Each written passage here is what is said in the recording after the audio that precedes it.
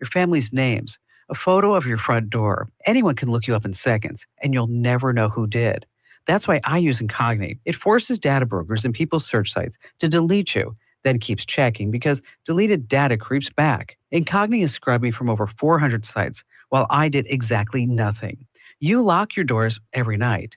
So tonight, lock down your address. Go to privacykim.com for 60% off. That's privacykim.com because the next time a stranger searches your name, let them find nothing. A scammer or worse can't find you if you don't exist. Get 60% off right now at privacykim.com. Talkback, Central Louisiana's longest-running talk show, is now everywhere you are. Talkback is now streaming live on X at Sedla Update, plus Facebook and YouTube at KSYL.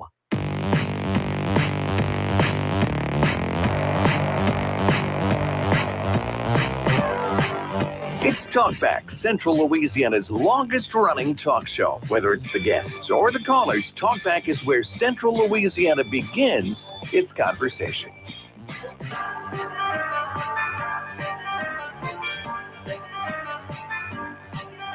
Well, good morning, Central Louisiana. Welcome to Thursday's Talkback. It is the 6th day of August in the year of our Lord, 2026, 7:15 in the morning. Nathan Martin in the studio with you. Stephen Maxwell will be along shortly, but we're delighted to kick off today's show with our very first candidate profile. And what an exciting opportunity to invite Lizzie Felter into the studio this morning. Good morning, Lizzie. Good morning. It's great to be here early, but hey, the early bird gets the worm, so I'm here. I'm here for it. You're a teacher, so you're used to the early days. Well, this is our first week back, us teachers, after a little break. I put air quotes for break because we're always working and doing something over the summer. So I'm getting a little bit acclimated to getting up early again. But, I think it's easy to get back in the swing of things when it's, so exciting for a new year, new students, all the great new opportunities. So I'm ready and excited. How long have you been teaching? This is my 14th year teaching. Wow. So I teach 4th grade. I love it. I tell them that I can't teach above 4th grade because then they start getting taller than me. So, I have to keep that height in the classroom. That is great. 14 years in the classroom. And now you qualified yesterday for your second full term as an Alexandria City Council person. How exciting was that? That was very exciting. Getting into city government was not anything that I ever thought would be in the cards for me. I never predicted that, but I think that's the thing about God's plans. They're not usually our plans, and sometimes he opens doors that we never expected. And so these last 4-ish years have been very, very rewarding, challenging, growth opportunities left and right with the position of city councilwoman for District 4. And so when I had the choice to decide, hey, do I want to throw my hat in the ring for 4 more years, give the voters an opportunity, it was absolutely because I feel like I'm just dipping my toe into the water, just learning the ropes and figuring out how to make those connections and do what's best for our community. And so I'm here and I'm looking for 4 more years to serve our community. Well, experience matters. Experience does matter. I've often said that it takes a year or two just to find out where the coffee pot and the bathrooms are. Absolutely. Absolutely. There's so much that there is to learn. And I think there's no rule book for you. I mean, we have our Muni code and we go by that, but there's no step-by-step, here's what you do. It's very much on the job training, listening to your constituents, understanding how things work, and where you can really make a difference. And so, it takes time, and the continuity of having a council that has experience, that I think that's important as well. I feel like I'm fresh, I'm a freshman, I'm young. And so I want to continue bringing that voice for our city. Well, and I want to ask you a clarifying question. Sure. For me. It seems like, did you not run for a partial term and then a full term? I did. Okay. So when Mr. Harry Silver had to step down, he had a legacy of giving to our community. I still have people saying, well, when I would call Harry, when he stepped down, there was someone appointed to the position, but then there had to be a special election. So I ran in that special election as a huge newcomer. I lost by a very narrow margin in that special election, but then the very next year was the regular cycle. So I ran, and that's when I won this seat at that time. And you've survived some challenges. I have. You don't duck that. I mean, No. It was a lot of conversation, and you tackled that head on. I felt like you were very forthright. You just addressed the situations, and I think people have learned to respect that type of openness. Yes. Transparency is a huge word that people like to throw around until you actually have to be transparent. And then you're like, oh, this feels a little difficult. And so I felt that it was important to just be open about what's going on. We're not always going to agree. And I think that is a huge point you have to realize is we're not always going to agree. But at the end of the day, we all have to do what we feel is best. And I tried to do that with every single decision I made. And when opposition comes, when people don't agree, sometimes that can be hurtful. Sometimes that can be very, you can have very disrespectful things coming toward you. And so that was hard to deal with, but my skin grew a little thicker. And I learned that at the end of the day, I've got to do what's right for my residents in my district, for my community, for my family, for my students, for all the things. And so, yeah, I definitely, my thing is, because sometimes I'll hear, oh, well, so-and-so said, you said this, or you think that, or you thought that. And I said, well, number one, I don't think that. I never said that. And if you have a conversation with me, and we actually talk about things, then I think that's where the rubber meets the road, and we can actually clear the air on things. And I'm always open to have a conversation. And so that's how I've tried to be in the past, how I will be in the future. I'm always willing to meet, listen to the concerns. Again, we may not always agree. It's kind of like when you're a kid and your parents, you don't necessarily understand all the decisions that they make, but they see a bigger picture than a child does. Sometimes when you're on the council, you see a bigger picture of things that factor into your decision making than the average citizen. And so I hope that I can continue to have the trust of my constituents, because I really do have a desire to do what's best every single day. Well, that's one of the reasons trusting your official is so important, because they will consume amazing quantities of information. I'm not saying it's private information, but they just consume so much more to make an informed decision. Absolutely. And that decision is informed by reading, communications, conversations. And I can tell, having watched you take your job very seriously. I do. So I always laughed before I was elected, and I would just attend council meetings. Each council member has a big binder with all of the supporting documents for every ordinance, for every resolution, for everything that has to be dealt with during the council meeting. And I would just think, oh my gosh, I can't wait to get my hands on that binder and actually see what, and get the details of everything. Now we do put that on the City of Alexandria's website. Oh, good. So any citizen can go and view the supporting documents.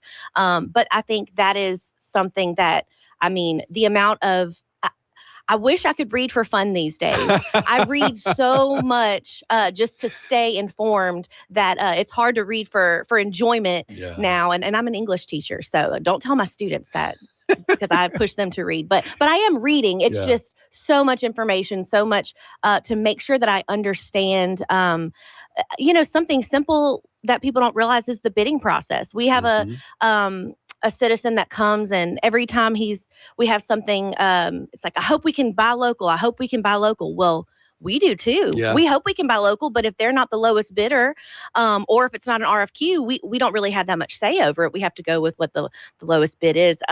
So little things like that. It takes time to learn and understand and realize where you what you're going to do and the decisions you have to make. Lizzie Felter, current council person for District 4, City of Alexandria, and candidate for re-election. Your social media tag is Felter4, the number 4, District 4. That's number right. 4. Yep. And you're active on the socials. I am. I wish I was a little more active. That's one of my new goals for this year professionally is to be a little more active on my social. Just putting more information out there for my constituents, for people who are curious about things. But so that's one thing that I realize is there's so much time doing the job that sometimes it's difficult to talk about the job that you're doing and to really highlight the things that we're accomplishing. And so I want to do a little bit better job at that. But yes, you can find me on Felter 4 District 4. Well, and by saying active, I didn't mean post. I meant you respond. You're very responsive. Yes, I'm very responsive.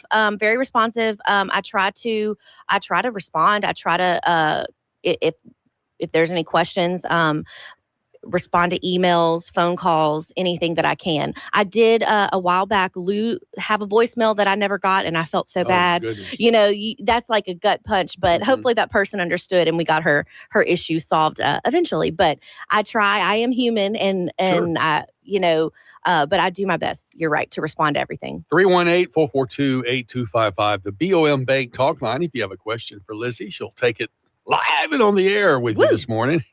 And I can tell you're fired up. What was the atmosphere in the courthouse yesterday for qualifying? It looked like a bunch of people were there. Qualifying was electric yesterday. I mean, at the Rapides Parish Courthouse, you have individuals from all across our great parish that are qualifying for their different positions for this election. And I mean, it was full. You walked in. I mean, it was like you were having to, walk through the crowd to get to the sign-up sheet. And everyone was just excited and hopeful and ready. And you could feel that in the air.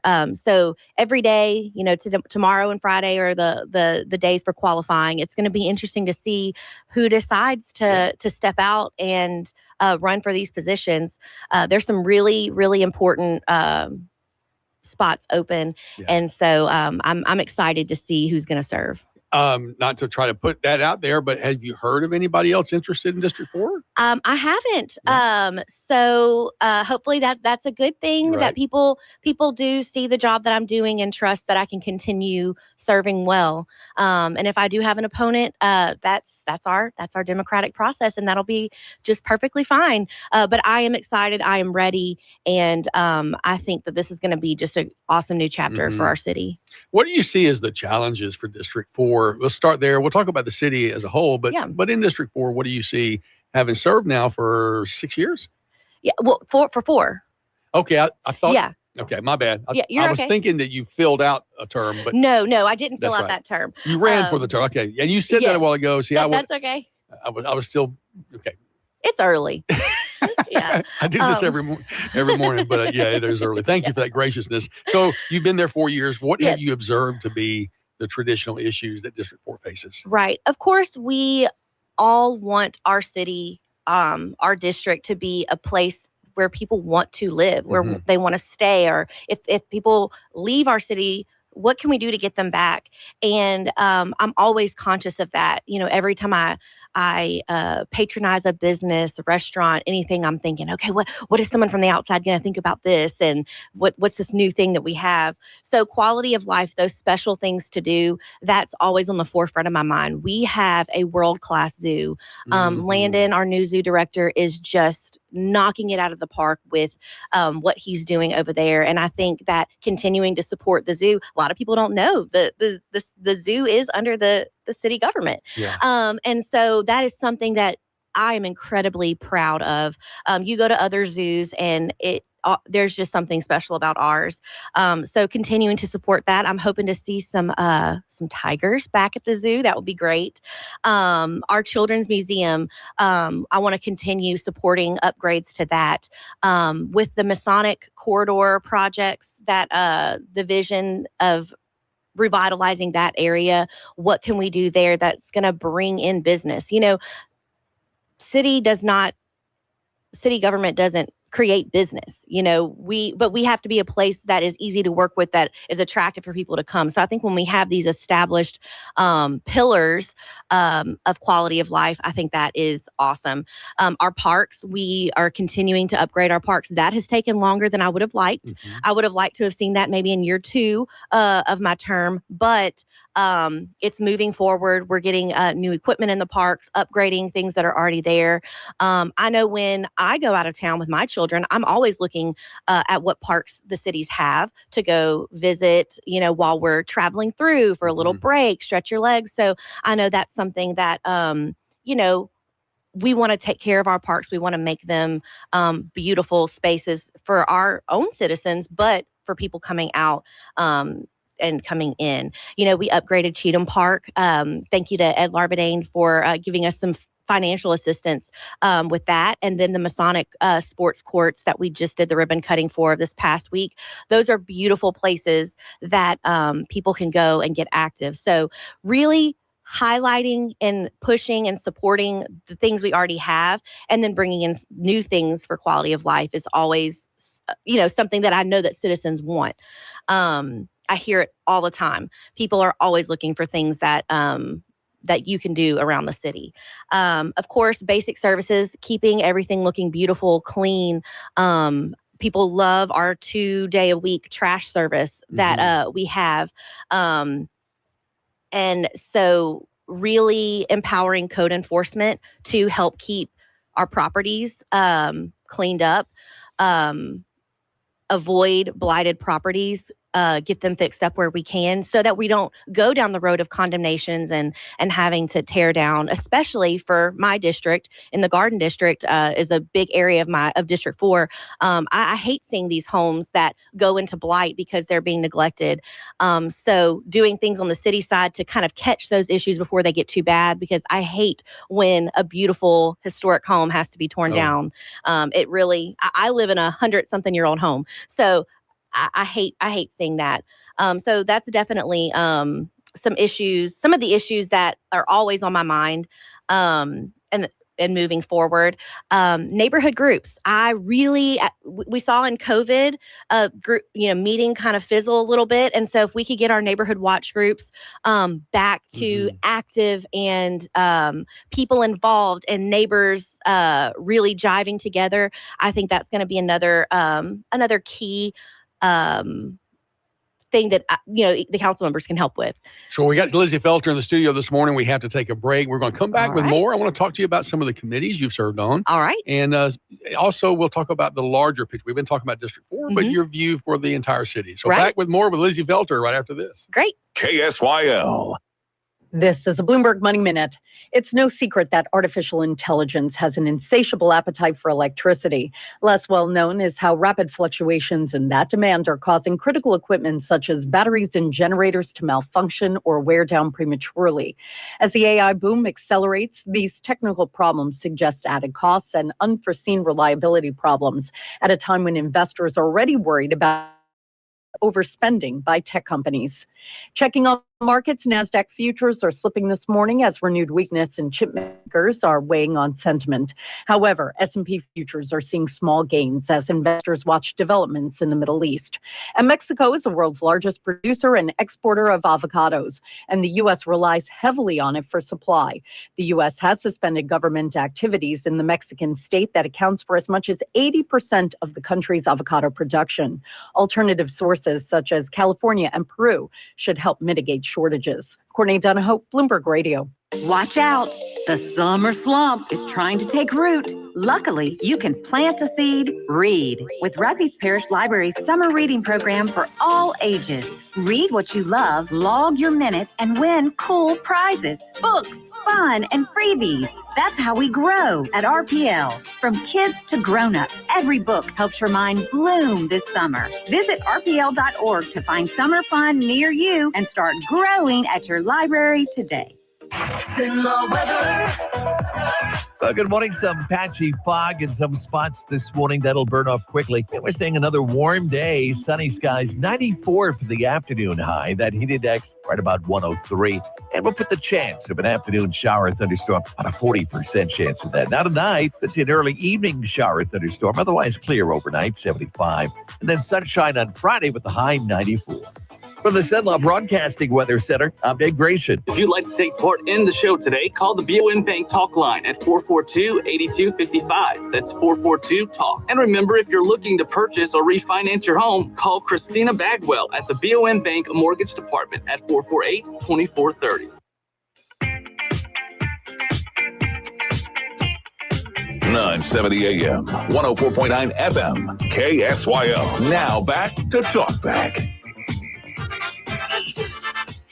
Welcome back to Talk Back on this lovely Thursday morning.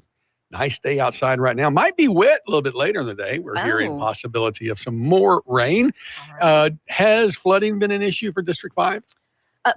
District 4. Four. I'm sorry. I was District 5. I'm sorry. It's grained in me. You're District okay. 4.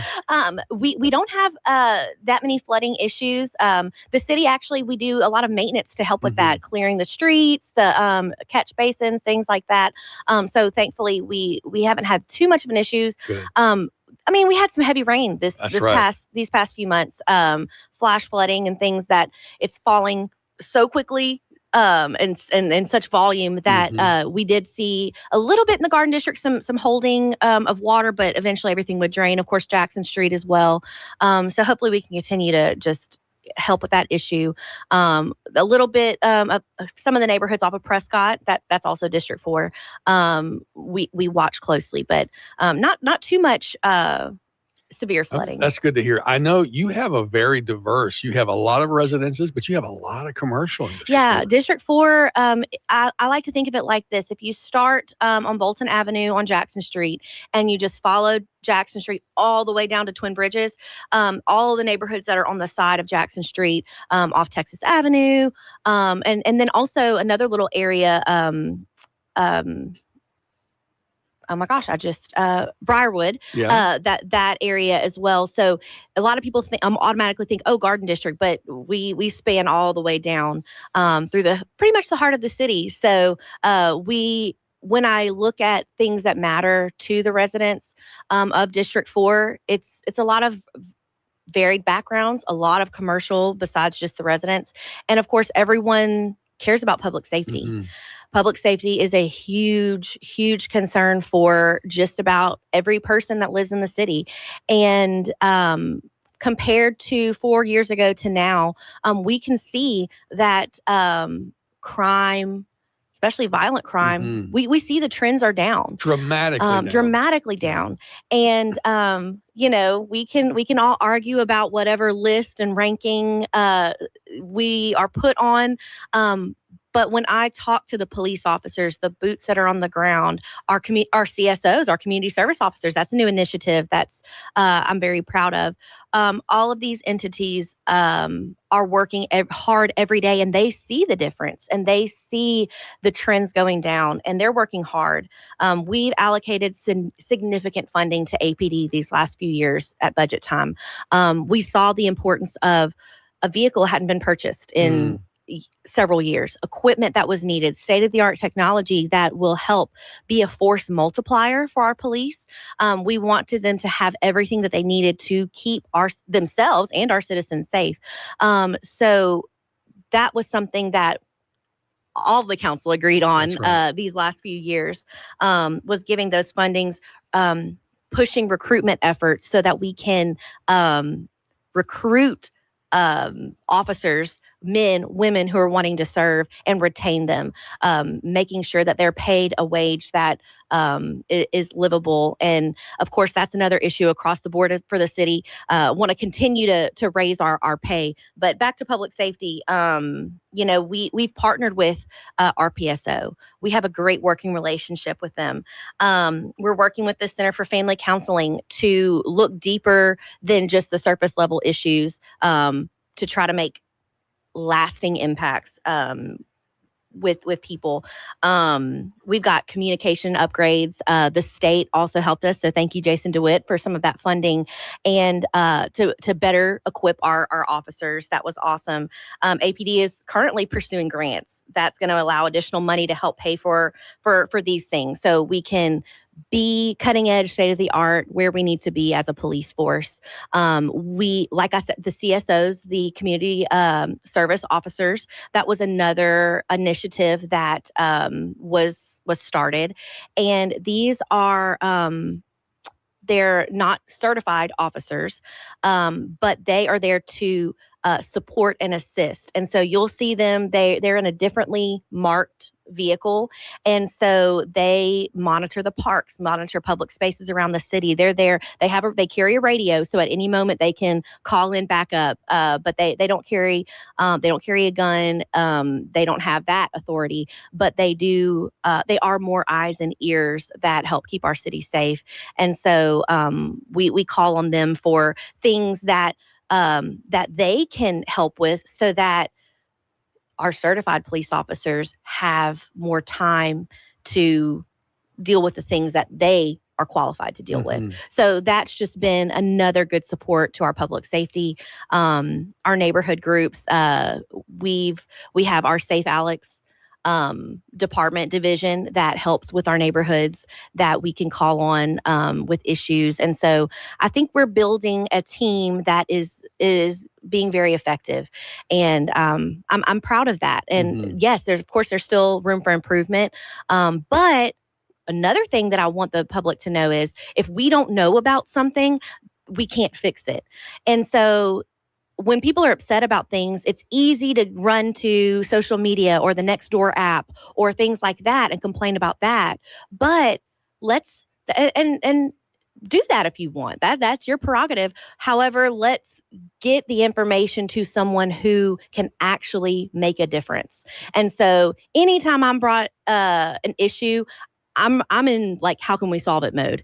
And so if I don't know about it, the chances of me seeing a random Facebook post or comment, it's very unlikely. My information is out there, as well as all the other council men and women. So reach out to us. We really are here to help. We have a heart to serve.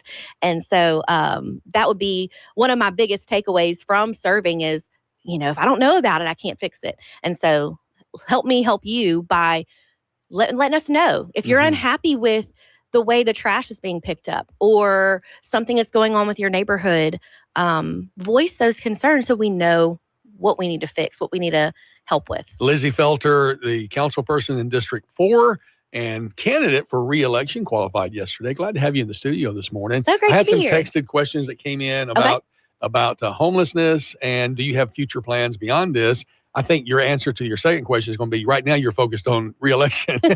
But people obviously like you to ask that kind of question. Can you give me a 10, 15-second thought about the homeless situation? Yeah, the homeless situation is something that I truly believe cannot be tackled by one entity alone. We have the Homeless Coalition. We have other benevolent groups in our city that, every Sunday you could see a group under the bridge feeding and having church service with people who are unhoused. And so I think the way to look at this is, who has the resources to assist with the unhoused situation? Right. Where do we? There are people who need help and want help, and there are people who don't want help and who that this is their choice to be living this way. But legislation has changed with the unhoused, and so I think keeping that in mind is going to be important. Of course, I have a heart for people, so I would never want anyone to be mistreated. I know when on the I-49 corridor, when that situation happened recently, people were concerned and outraged, thinking it was inhumane.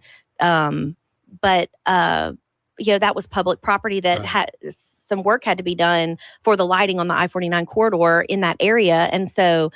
That this also goes back to what we were talking about earlier, is you have to look at things from a bigger scope. And so absolutely, I think it's something that we need to be mindful of. And to be honest, most of the not questions, but the feedback I've received regarding the homeless situation was mainly from business owners. There are a number of very established businesses in our community around Jackson Street area, MacArthur, that have had a very negative experience because of some trash and mess and things that are affecting their business. So we have to look at it from both ways. I have a heart for helping people, but when things are negatively affecting businesses in our community, there has to be a balance of helping and solving the problem in a way that that is the right way. So Liz? I think more organizations need to come together. Well, thank you. And I hear the invitation in your voice to invite them to come to the table. Lizzie Felter, candidate for re-election in District 4, City of Alexandria. I will say I'm very impressed that you even know that what the Nextdoor app is, because a lot of folks have no clue. But obviously that goes to show how engaged you are. Thank you for coming in this morning. Yeah, and being thank you with for us. having me. I'm just so excited. I'm looking forward to the conversations that will be had in these next few weeks. Please reach out, follow me on Facebook, save my number in your phone so that if you ever have any issues, any concerns, you can reach out to me and I'll help you as best as I can. Felter4, district4.com. Yep. She's available. Thank you so much for brightening our day today. Yes, thank you. Have a great day. Back with Stephen Maxwell after this.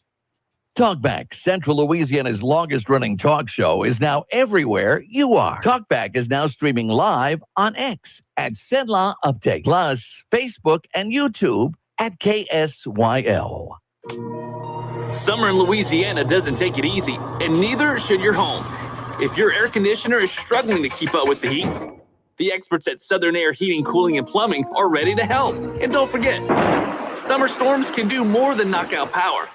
Heavy rain can expose hidden plumbing issues before they become costly repairs. Whether you need fast AC service or expert plumbing solutions, trust the team that's been keeping families comfortable for years. Call Southern Air Heating, Cooling, and Plumbing today. 970 AM, 104.9 FM, KSYL. To take part in the show, call 442-8255. That's 442-TALK. Talkback. Welcome back to Talk Back. We are joined in the studio this morning by Stephen Maxwell, who set up the interview for us. Thank you for setting it up. Lizzie is such a bright spot. I mean, you can't help but kind of get a little excited talking to her. Yeah, nobody's running against her yet, so still 2 more days of qualifying, so we'll see what happens there. And we're going to have as many interviews as possible. If you're a candidate and want to run, we'll put you on. That's a good way to get some radio time. Go pay your qualifying fee and come get on the radio. Exactly. So, I mean, I think we're going to be one of the few that does it in town, where we catch everybody, and I think it's a good resource. Absolutely. Well, we look forward to talking to the candidates. Some of them will be here in studio. Some of them will be on air on the online segments that you do as you meet up. I've seen you more than once make the offer. You desire that people reach out to you. And so we want folks to be encouraged to do just that.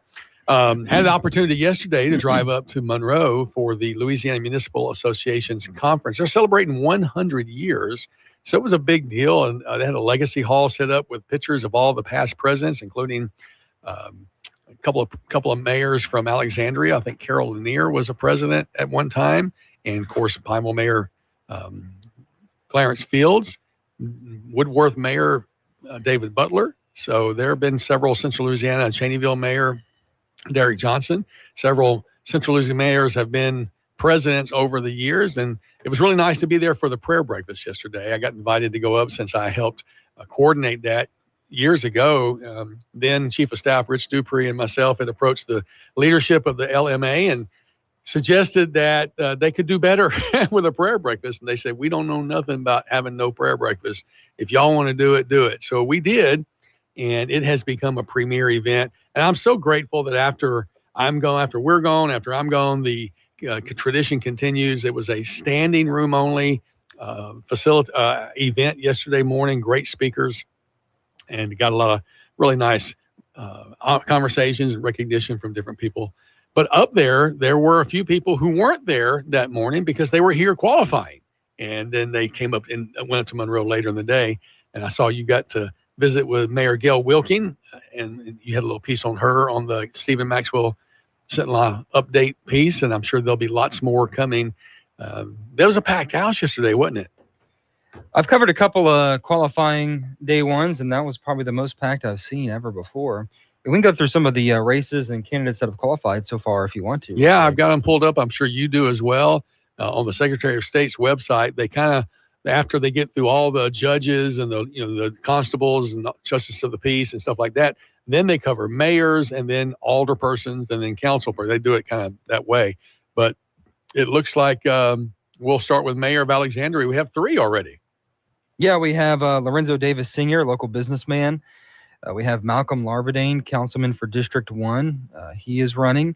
We have an interview with him on our page as well, Stephen Maxwell TV. And also, Alexandria Mayor Jacques Roy is running for re-election. So those are the three that we have so far. That's kind of what we expected. I haven't heard anybody else officially yet, but we will see if anybody else throws their hat in the ring. Of course, you hear rumors and names are thrown around this time of year, but those are the three names that we expected. But there are still 2 more days. Right. Lizzie Felcher's district, which is number 4, she's the only candidate that has qualified so far. There's city councilman at large, the seat Jim Villard holds. It's him and Gregory Scott. We've seen Mr. Scott at some of the meetings over the past couple of months as well, so he's been involved too. We'll try and get both of them on. And then what is the one Gary Johnson's in? Oh, that's District 2. District 2, he's the only candidate there. So, yeah, that's kind of a look at Alexandria right there. It's so interesting, the way that they list them out. The councilman at large does get, it's not with Council 1 and 2 when you're on the Secretary of State's website. So you got to kind of move around to get to those. But those, so far, Alexandria has 2 council members running right now and a mayor. And then 2 years from now, there'll be 3 council members. Each cycle, there will be 1 council person at large. And so that's how that rotation runs around. I think another big one, of course, is school board. A lot of people like that. Rapides Parish, District A, because we have several of them who are termed out. And so you're going to see a bunch of new faces on the school board. Daryl Ingram is running for District A. James Rachel, who ran for mayor of Pineville a couple of years ago.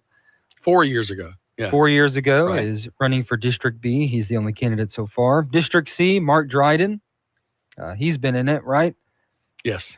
District D, Larry Spotsville, only candidate.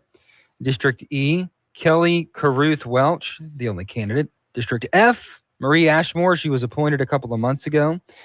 G has no candidates. H has 2, Greg Hackney and George Johnson. And District I has Ashley Nicole Baptiste and Fredell Griffin. So that's a look at the school board right there. So interesting that on day one, a lot of single qualified races, and District G doesn't have anybody qualified yet. So, probably somebody waiting to see if anybody else sure, goes. Yeah. Sure. Day, Friday will be the big day. There was a notice on the Secretary of State's website. I don't know if you saw, but it said at the top yesterday, last night when I was looking at it, that there are so many qualifying from around the state. Actually, it says right here, due to the high number of races in the November 3rd election, there could be a delay in all candidates appearing on the candidate database by 4:30 p.m. each day. This message will be removed at the end of qualifying on Friday afternoon once all qualified candidates have been entered. And I think they're just overwhelmed. You saw that crowd there yesterday. I don't know if it's that way in every parish, but there's a lot of activity. We knew one that would draw a lot of activity was going to be the races in Ball. And there were 4 candidates for one of the seats. I'm trying to scroll down to, of course, I'm going to do City Marshal real quick while you get that. City Marshal in Alexandria. Jerome Hopewell is running for re-election. He also has 2 challengers so far, Cedric Green and Raymond Eli Smith. And that's always a race that a lot of people look at, one of the more higher paying jobs in the city of Alexandria. And only Murphy Rachel, city of Pineville, he's a sitting marshal and doing such a great job. I had someone jokingly ask me if I was going to run for marshal. I said, ain't no way. No way. I have a good friend who's running for city marshal up in West Monroe. And that's why the conversation sparked when we were talking about my buddy. Don't you need to kind of be like law enforcement background? I don't know that you have to be. Well, you don't have to be, but wouldn't it be prudent? You would think in the eyes of the people, it probably disqualify you if you were not. Well, it's funny. In Caddo Parish a couple of years ago, I was covering a big race there when I first moved there as an anchor. And it was a former chief of police for the city of Shreveport, law enforcement background, state police, was running against a guy who has never been a law enforcement officer. And the guy who never ran for, or who was never a law enforcement officer, lost by 1 vote. No way. Out of 80-something thousand votes. 1 vote. Wow. Yeah. Wow. Well, Can you imagine? In a role like that, a lot of times people they're looking for administrative skills. They're looking for people skills. I mean, because that office depends a lot on the deputies to go do the service. I still think look, I understand, like, maybe you could do the job well, but I still feel like you have to be able to relate to people in the job. Certainly. Imagine bossing a deputy around and you've never even been out in the field before. That's so weird to me. But he almost got in. So Baldo, that's going to be the interesting one, Nathan. Yeah, it really is. And there were already now outside the mayor. Everybody knows Mark Mercer has made his intentions clear to run. He's got signs up, but he didn't qualify yesterday. And sometimes that's the choice that a candidate makes. They want to qualify on a different day, maybe get a little bit more news cycle. But Mayor Gail Wilking did qualify yesterday for the re-election attempt in her seat there as mayor. But the alderperson's seat, there are 5 of them. And here's what's odd. They run citywide. All of them are townwide, I should say. All 5 run townwide, but they have to declare a seat that they're running for, even though they're all at large in the sense of serving the entire town. And so there's quite a bit of interest. District A, the sitting council person there, or alderman there, is Carol Ward. He did qualify for re-election. And then you have 2 opponents so far. Brian Adams and Glenda Bolin have both qualified for District A. District B, the incumbent is Suzanne Duncan Furby. Has served, I think, at least 2 terms, maybe 3. She qualified yesterday, and she did pick up an opponent. Neil Sayer is running for that seat in District B. District C is the one that does not have an incumbent running listed there, and I think that's Mark Mercer's seat, if I'm not mistaken. So he is not, I'm almost positive that's Mark's seat, and his intention is to run for mayor, so he didn't qualify. But there were 4 people that qualified: Terry Baker, Ursula DeWalt, Richard Mitchell, and Robin Moody. So that seat has picked up 4 candidates in that seat. The only one that doesn't have more than 1 candidate is District D, Kimberly Krischke. She is the incumbent. She has been there. This is, I think, her 3rd term that she's running for. I could be mistaken. But she had made a statement about a month ago that she was going to withdraw, partly because of the online, the state of communications and whatnot, and for her own peace of mind. She lost her dad this last year, and I know she's looking for the well-being of her family. And she had such an outpouring of support, people asking her, please run, that she did reverse course a few days later, and she is choosing to run for re-election in District D and has not drawn an opponent, the only one who has not. And then District E, we have Charlotte Williams Smith, who's the incumbent, running again. I forget if it's her 2nd or 3rd round, and then she's picked up one opponent, John Kearley. I don't know if it's Searley or Kearley. It's Cearley, and I apologize. I think now that I said it out loud, I think it may be Searley. John, if I recall right, may have been an employee of Ball at one time, or maybe the fire chief. I'm not sure. So a lot of involvement in the town of Ball. People are excited, and we have to take a break. Taking part in the show is easy. Call the BOM Bank Talk line at 442-8255. What you want? Party all night long at Paragon Casino Resort with Aretha and Lionel. A tribute show live on Saturday, August 29th at 8 p.m. with a little R-E-S-P-E-C-T. You'll be dancing on the ceiling to all the hits. Tickets just $20 at ParagonCasinoResort.com. Aretha and Lionel, a tribute show. Saturday, August 29th at Paragon Casino Resort in Marksville. This is how we play. Got a big day ahead of you? Then it's best to fuel up with some of Cenla's best at Bricato's Restaurant. Walk right in and just smell that home-style cooking. Place your order, take a seat, and do breakfast right till 9:30 this morning. Get fresh biscuits, eggs any way you like them, melt-in-your-mouth pancakes, grits, hash browns, sausage, bacon, even wraps and sandwiches. And don't forget their fresh brewed coffee. Bricato's Restaurant, 28 West, right across from the Coliseum. Your breakfast is waiting for you. With Fidelity Wealth Management, a dedicated advisor gets to know you and your goals to build a comprehensive plan to help grow and protect your wealth.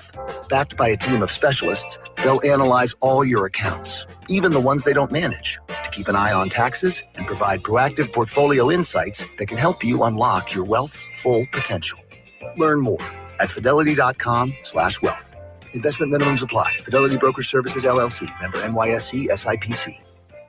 Veterans and active duty service members, when your call to service ends, your mission doesn't have to. Go from GI to IT in just a few months at My Computer Career. Prepare for a high-demand career in cybersecurity, protecting people, systems, and institutions from real cyber threats. Cyber warriors are needed now. Will you answer the call? Go to mycomputercareer.edu/CWP to learn more. That's mycomputercareer.edu/CWP. An elite CompTIA certification partner. VA education benefits are available to those who qualify.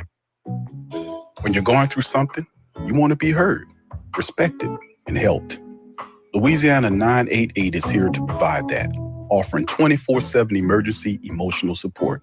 Specialists will genuinely listen, treat you with dignity, and help you find the resources you need. It's free, confidential, and most people who reach out report feeling better right in the moment. Call or text 988.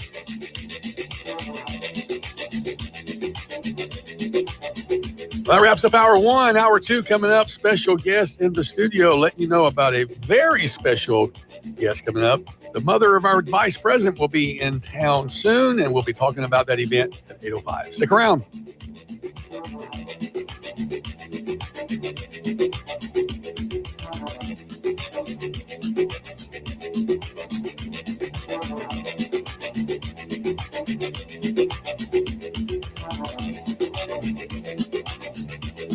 You've been listening to Talkback. The opinions expressed were those of the hosts and callers, and not necessarily those of Cenla Broadcasting. AM 970, FM 104.9, KSYL, and KRRV 100.3 HD3, Alexandria. It's 8 o'clock. Holding Dr. Anthony Fauci in contempt of Congress. I'm Dave Anthony, Fox News. That's what a Senate committee is considering. There will be another pandemic. The time to determine which legislative reforms are necessary to ensure that the mistakes of the past are not repeated is now. So Republican Chairman Rand Paul accuses Fauci, an ex-presidential COVID advisor, of obstructing their investigation by refusing to answer any questions at a hearing last week. This committee and the American people have a right to know why Dr. Fauci's agency funded dangerous research at the Wuhan Institute of Virology and what role he played in approving and overseeing it. Paul and many Republicans believe COVID leaked out of a lab, something Fauci's doubted. The doctor also maintains Chairman Paul has a vendetta, wanting him in jail. Democratic Senator Gary Peters urged the committee a few minutes ago to vote no. Following a one-sided investigation and a rushed process that has repeatedly excluded the minority and other members of this committee. If the resolution's approved, it could be sent to the Justice Department to consider prosecuting Fauci. Talks continue to try to get the shipping flowing again through the Strait of Hormuz as President Trump keeps insisting attacks on ships end or else. I'd rather make a deal because I don't want to kill people. I do not want to kill people. Reports do indicate that progress in talks between Iran and Oman aimed at opening the strait, led in part by Gulf allies urging the president not to strike. That's Fox's Trey Yingst in Tel Aviv. The president also keeps demanding that Iran agree to never have nuclear weapons. The conflict in Lebanon's flared back up. 2 Israeli soldiers were killed, 4 others wounded after an explosion inside a building they'd entered as part of a security sweep. The Israeli militaries conducted retaliatory attacks on a town about 15 miles away from where the blast occurred. This as talks continue between Israel and Lebanon to discuss implementing the truce. It's meant to lead to an Israeli withdrawal from the country's south. That's Fox's Jonathan Savage. America's listening to Fox News. This is a special alert to all Americans who own a vehicle with less than 200,000 miles with an auto warranty about to expire or with no warranty coverage at all. Due to a decline in the economy, CarShield is announcing a low-cost month-to-month vehicle protection plan that is now available to the public to save any driver out-of-pocket expenses on future auto repairs. Call now to find out how you can pay almost nothing for covered auto repairs. Yes, you heard that correctly. Pay almost nothing for covered auto repairs. An open phone line has been established for all drivers to call for a free quick quote. Call 800-884-1012 now.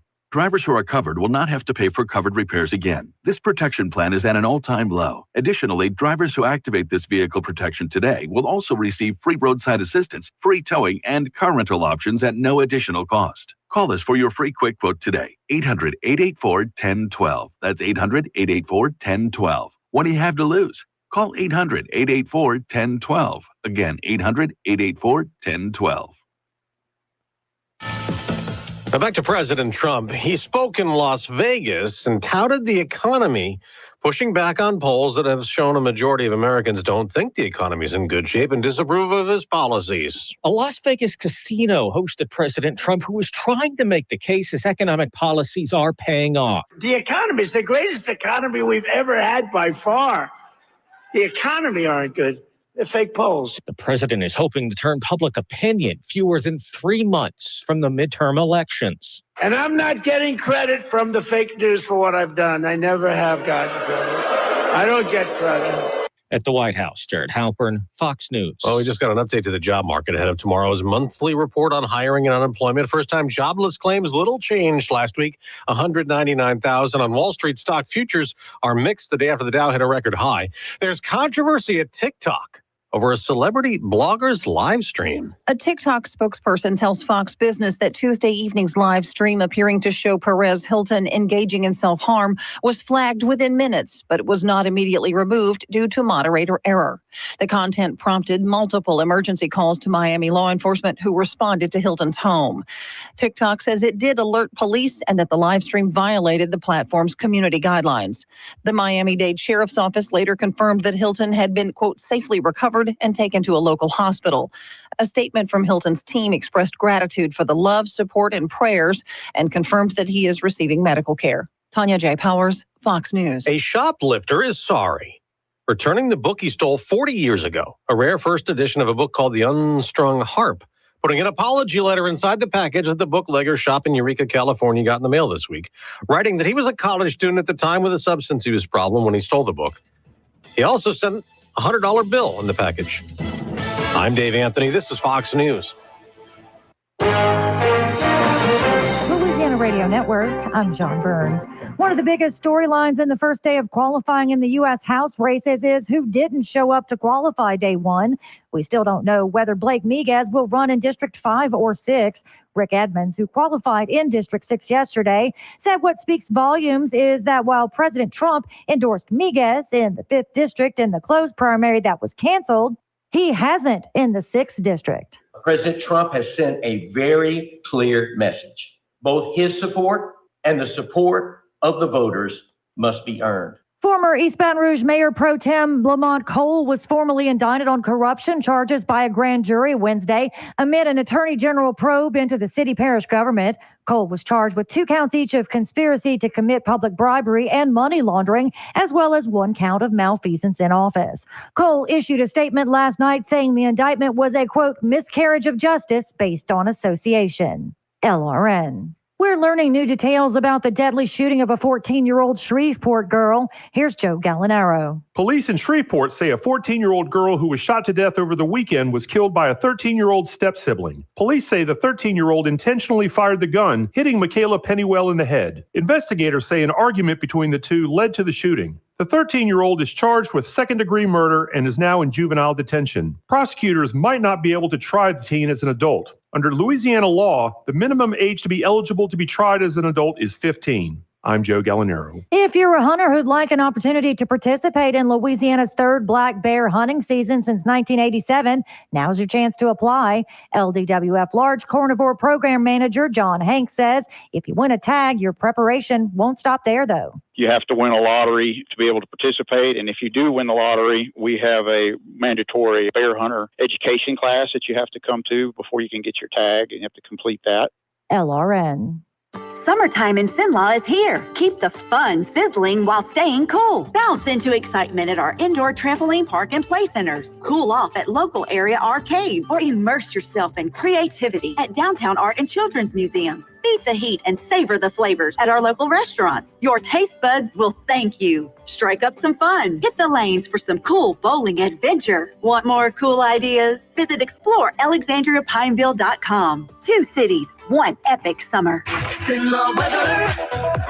Well, good morning. Some patchy fog in some spots this morning. That'll burn off quickly. We're seeing another warm day. Sunny skies, 94 for the afternoon high. That heat index right about 103. And we'll put the chance of an afternoon shower thunderstorm on a 40% chance of that. Now tonight, it's an early evening shower thunderstorm. Otherwise clear overnight, 75. And then sunshine on Friday with a high 94. From the Cenla Broadcasting Weather Center, I'm Nick Gratian.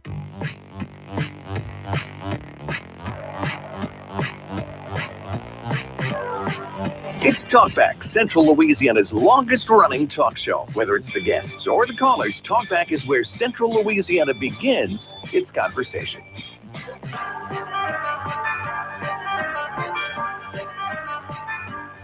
Welcome back to Talkback. It's 8:08 on your Thursday morning. Nathan Martin here in the studio with Stephen Maxwell and a very special guest this morning, Vicki Hart-Fontenot. Good morning, Miss Vicki. How are you? Good morning. I'm great. Great to be here. You are a one-person power team all by yourself. When you get involved in things, they happen. And you're involved in something really big right now. You didn't just invite somebody who has a good story. You called up the vice president and say, hey, is your mama free? I don't know who you called, but you've got the mother of the vice president coming to Alexandria, Louisiana on September the 3rd. That is amazing. Thank you. It's our honor and privilege to get her to come. And she's going around the nation to different states. She's talking about her recovery.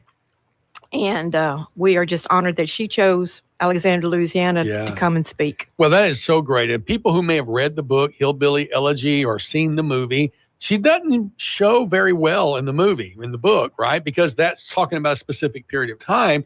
But this may be Hillbilly Elegy Part 2, or the recovery, the comeback, because she truly has had a dramatic turnaround. She has lost everything. So she lost her license, and basically she lost her family. And it took her a while to get it back. And she's going to talk about that when she comes. So she did win J.D. Vance back. He was the last one. The daughter, of course, came on board first. But she had to prove herself over and over and over again. And she has. In fact, I heard that she's also going to write a book. Oh, that would be great to see the perspective that she has. And what a little bit I've heard from her has been very transparent. And that word is almost overused, but she certainly has been very forthcoming with her struggles. She is upfront and very honest. Sometimes you don't know what she's going to say. And by the way, if you're listening, we are going to be giving away 2 tickets, so stick around for the details on that. So you don't want to miss it. Stay around for that one. And these are great tickets because the event coming up on September the 3rd typically is $100 a ticket. And you have an opportunity. Are we giving away both at the same time, or are we giving away one at a time? Yeah, let's do both. Okay. Because that way they can go together. Yeah, they have a friend to go with. All right. So we'll share the details about that in just a minute. But it's going to be Beverly Vance Akins, who was bringing her story of recovery, hope, and redemption, obviously known as the mother of President J.D. Vance. And she's going to share that story. I'm curious, how did that go about that you guys reached out to her? I mean, did somebody suggest it to you, or how did that come about? That's such a great snag. I have been in contact with one of her managers for over 8 years. Oh, wow. So this lady also has other speakers. And so when she emailed me and said, hey, Vicki, what about this? Would you like her to come speak? And I immediately said, oh, well, let me check with my board. Let me check with some other ladies. And everybody I talked to said, oh, yeah, that's great. I will come listen. I want to come listen. So that's the reason why we got her. And this is statewide. And they all said, let's do it in Alexandria. So it's crossroads where everybody can come there and they can go back home, and it'd be a nice event for Alexandria. So I think we got our winner, though. Someone named Brendan commented. Family members. She said, hi, Mom. He said, hi, Mom. But yeah, that's an amazing event. And so tell us how her speaking kind of aligns with y'all's mission and what you want to accomplish. We do a lot of community events, and we this year decided that, drug addiction is something that affects everybody's life. And the person may think it only affects them, but it doesn't. It also affects the family and the community. And it affects first responders that come to the house or may have a wreck. And that carries on to the rest of the community. So we just wanted to come back and say, hey, this is a positive story. This lady has pulled herself up, and her mission is if she can reach one person to say, look, if I can do it, you can do it. And we're hoping that she'll be able to reach somebody in Alexandria to listen to her speak. I mean, you got to be pretty excited, too, to be able to bring someone like this here. I mean, it caught my attention. That's pretty amazing. That's great. Yeah. We are all so excited. Like, the board is all over Louisiana. We have Zoom meetings, and we have been so thrilled to be able to have her come. And we just hope everybody comes and listens to her. So this is Thursday, September the 3rd at the Alexander Convention Hall. A lot of people know it as the Psy Convention Hall. They're on north of MacArthur Drive. Great facility, lots of space for people to come. Now, I want to make sure we clarify something. It does say it's associated with the Power Pack, the POWER.O.W.E.R pack. I don't know what that stands for. Acronym. Right. An acronym for what? Okay, it's some little old ladies we got together, and it's political organization of women to elect Republicans. Okay. But we not only do that, but we also do community events, whether it's helping the VA, we give blankets, we give food, and we also go out and do school drives. We also do clean up the boot with Lieutenant Governor Billy Nungesser. We've done coastal restoration stuff. We have members that are in St. Jude's, Shriners, Rotary, Lions Club. So we're very committed to Louisiana and our communities. And this is our community outreach. So we hope that everybody comes and listens to her. And so you wanted to make sure people understood there's zero political involvement in this. It's not going to be red, white, and blue. It's not going to be, some people might think, well, this is getting ready for J.D. Vance's future political run. From what I understand, you're making sure this is not a political event. Definitely, it is not a political event, and she will not mention anything about politics, and she knows nothing what's happening in Iran or would not answer any political questions whatsoever. It's about her recovery, hope, and second chances, and she's reaching out to those that maybe need some hope, maybe needs a little encouragement. What are some other things you're going to be having that night? I'm sure dinner and all sorts of stuff. We are having a great dinner. There's a chef that is from the Mariner that's going to cook the food, which is catfish, jambalaya, gumbo, coleslaw, salad, and we have the dessert. All right. Stephen is looking to he was looking to assign a reporter to cover it, but I think you said catfish. You said catfish and jambalaya. That's right. I'm there. Well, let me ask this. Let's say that someone wanted to sponsor someone to go. Maybe they had a family member. They thought this would be good. Can they buy a ticket in someone else's name? Absolutely. In fact, we've had some donors give some tickets to us that we can pass out to people, hence the giveaway that we're giving today. Okay. We have some more tickets that someone really needs some help. Please call me, or you can reach out to any of the members. I'll be glad to help. And the way we have it set up is through Eventbrite. And being a little old lady, sometimes I have problems with technology. But if you go to Eventbrite, to events, and then put her name in the search, and then Alexandria, Louisiana, not Virginia. That's right. Then it will pop up, and you can go from there. Or Egypt. I've had a GPS take me to Egypt one time. I was like, that's a little far. I get frustrated when I ask it for something in Alexandria and it gives me the Virginia. I've gotten almost close, but I did it this morning. I was looking up the city maps for Councilwoman Lizzie Felter. We interviewed her, and I looked up city maps, Alexandria, and it gave me the Alexandria, Virginia map. Like, I think there's a Pineville, North Carolina. There is, and I can tell you stories about that. Yeah. But we're not here to talk about stories about that. So I know you've reached out to you're reaching out to the Celebrate Recoveries, the organizations like that. Those are people that would be great if somebody could sponsor some of their members to come, because they need to hear these stories. They do. And don't be shy and think that, you're going to be the only one there. They're going to be looking at me because they think I'm in recovery. I'm having friends come just because they want to meet her and talk about the book and things like that. So the dinner includes meeting her, taking pictures with her, and you can ask her any question that you would like. Non-political. Non-political. Thank you. So you said book. Does she have a book out, or she's working on a book? Working on a book. Okay. Right. So if you have the Hillbilly Elegy book, she would sign it? Probably. I that think she would be quite a memoir to have. Wouldn't it? If you could get that book signed by her. What a story of redemption.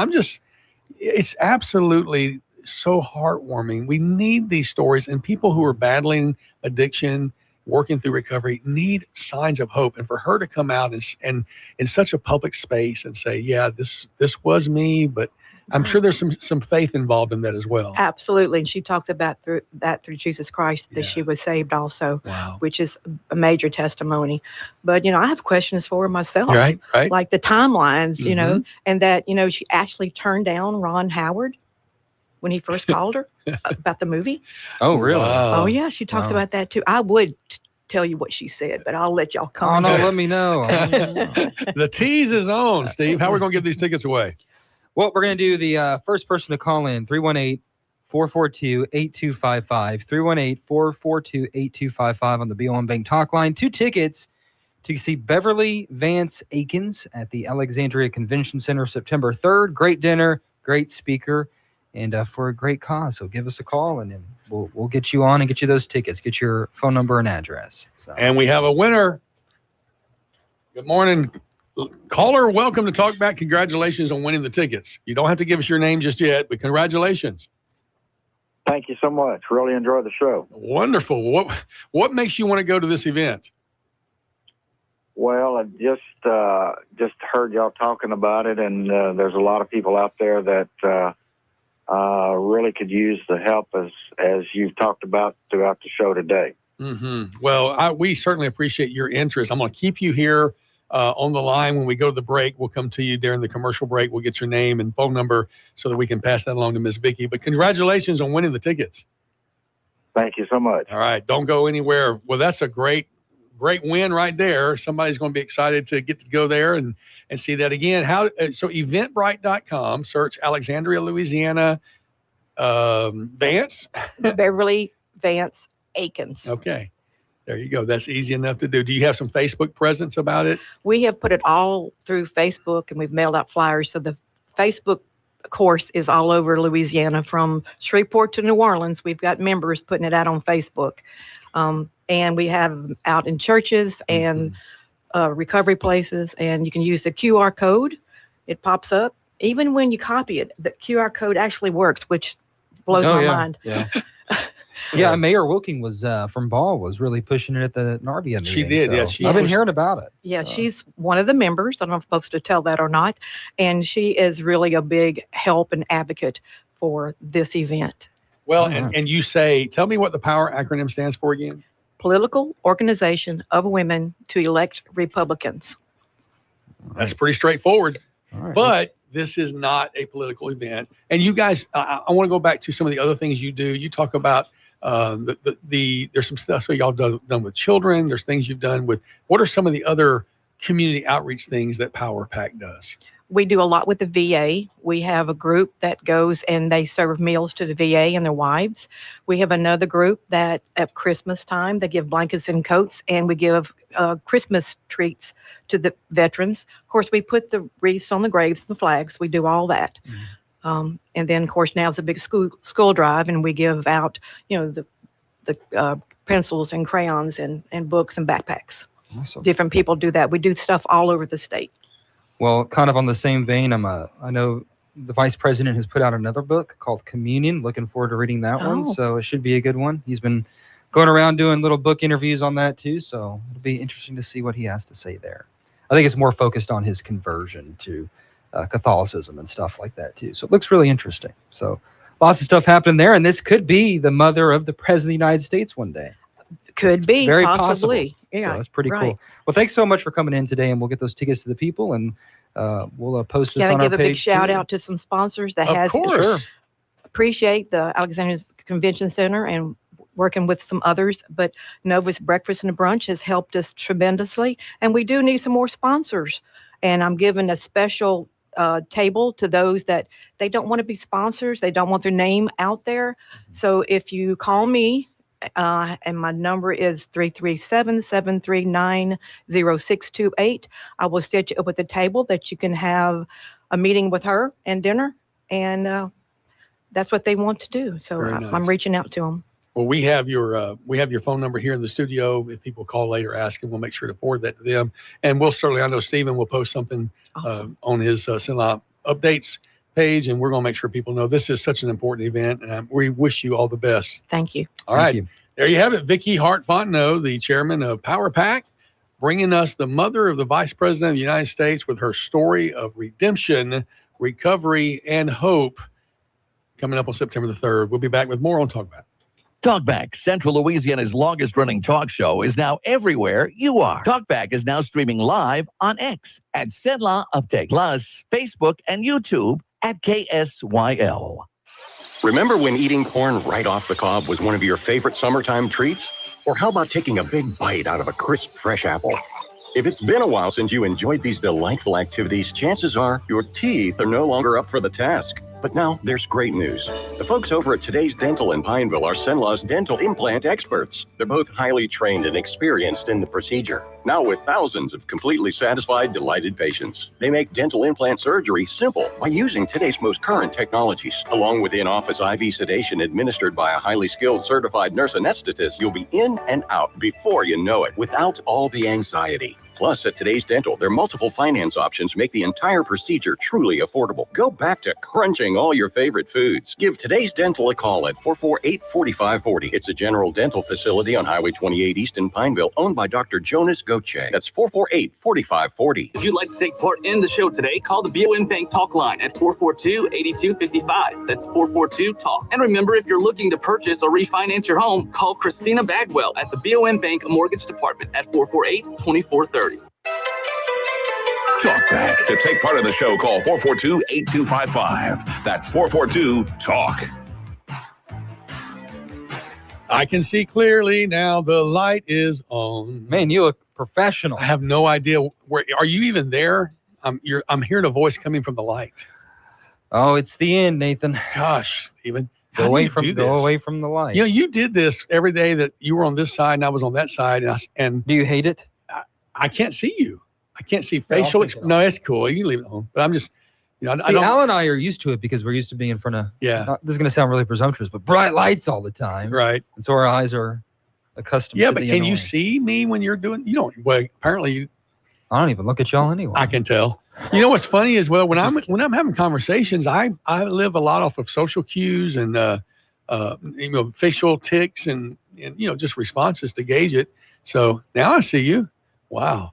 For those who are listening on radio on the app, you have no idea, but Stephen just turned on the bright lights of San Diego. Or isn't there a bright light song somewhere? And I could see nothing. I thought the end was near. It's for our live stream. We have Al bought this little ring light. He says he bought it for $1 somewhere. And he put it in here, but he got a deal. It's amazing how much a light can make a difference for video. Even if you're outside in the sun, you put a nice little light on there. It makes your features pop. Well, I think the other thing is I'm looking at you through the center of the light. So, if the light were down above, shining down, or from the side, but I literally am looking into the light. Step into the light. Come into. See, I'm looking at a screen, so I can just look at you at the screen. That's true. That's true. Very good point. Wow. I gotta say, man, that is exciting to have Beverly Vance Akins come into the community. I really am excited for that, and I appreciate our caller calling in. When he took the tickets, he actually told us he's going to be giving them to some employees. And so that's a really nice gesture. Yeah. It seems like a great event. And if you're into that kind of thing, it'll be perfect. I'm sure the vice president's mother doesn't come around every day in your neighborhood. So it's a good opportunity to hear from her, ask her some questions, and get some good dinner. This is going to sound bad. The way it popped into my head was I've never met a vice president's mother or a president's mother because usually they're older people. And, that's true. So I mean, we have a young enough vice president. 40, 41? I don't know. He's a little bit older than that. I thought he was. Is he? Maybe you're right. How old is J.D. Vance? I thought he was 40. Is 42 years old. Yeah. Because he just had a birthday 4 days ago. So you were close. Yeah. You were right on, really. Yeah. August the 2nd, 1984. Mike, let me tell you how old that makes me and Al feel. We graduated high school in 83. Yeah. And he was born the year after we graduated high school. And now he's the second most powerful man in the world. Yeah, he's what have you done with your life? Yeah, it could be the president of the United States. We'll see. So that might be one of the things going against him, his age, but we'll see. Well, he's been given some high profile opportunities to travel and to represent the United States. I personally think it's going to come down to between him and Marco Rubio. At this point, but you just honestly never know we're 2 what's years going to away. happen. We're a year away from the really campaigning starting, right? Oh, yeah. Yeah, for sure. And once the midterms are over, you're going to start seeing things ramp up a little bit. Be interesting to see who the Democrats put forward. No one's really sticking out, to be honest with you. There's a couple of names, but anyway, we got our own elections here to worry about. Did you have some more you wanted to cover? We got some other mayoral races across central Louisiana.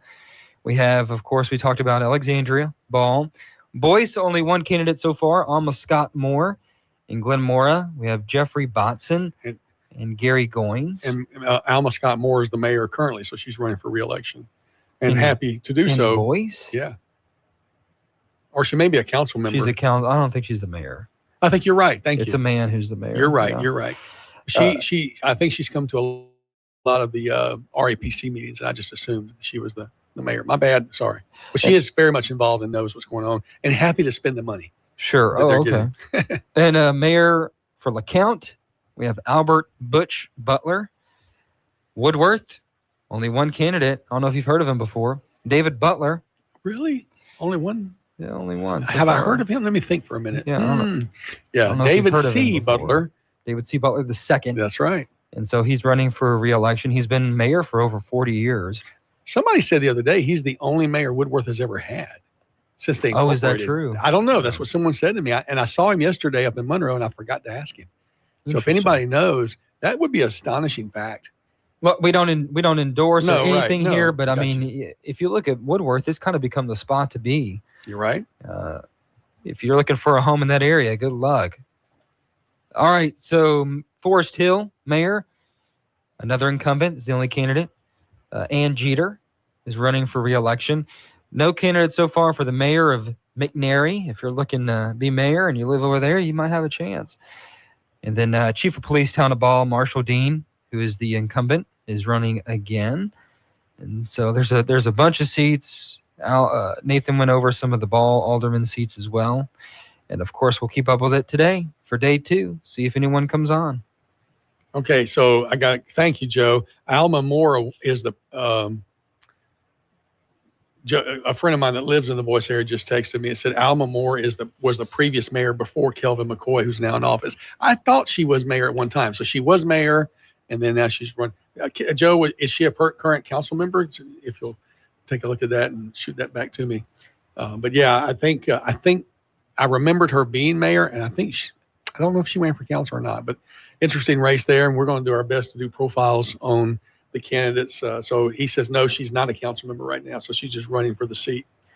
You know, let me tell you about how a location like the AI Center in Boyce can have an impact. I went to Monroe yesterday morning. I left here at 6 in the morning, drove up for the 8:15 prayer breakfast, and afterwards stuck around for a little while visiting with friends. Found out that hotels in Monroe, the cheapest hotel when purchased like with 2 months in advance was $250.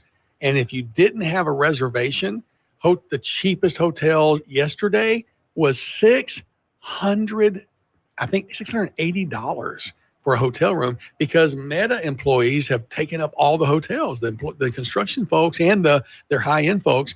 And it's just nuts what an impact. All the restaurants are bustling, they're overrun, just incredible impact on the economy. So I have a feeling that Boyce was very much looking forward to that construction kicking off in the next phase, and Alexandria as well. If you think about it, think about how far away Monroe is. It's probably a 30-minute drive, from the Meta site, but they're still having that tremendous impact. Let's clarify, some in Boyce, not everybody. Okay, very good point. Thank you for that clarification. They, as we know, there's been some protests here and there. Very, very hot button issue. So, but that project is moving forward.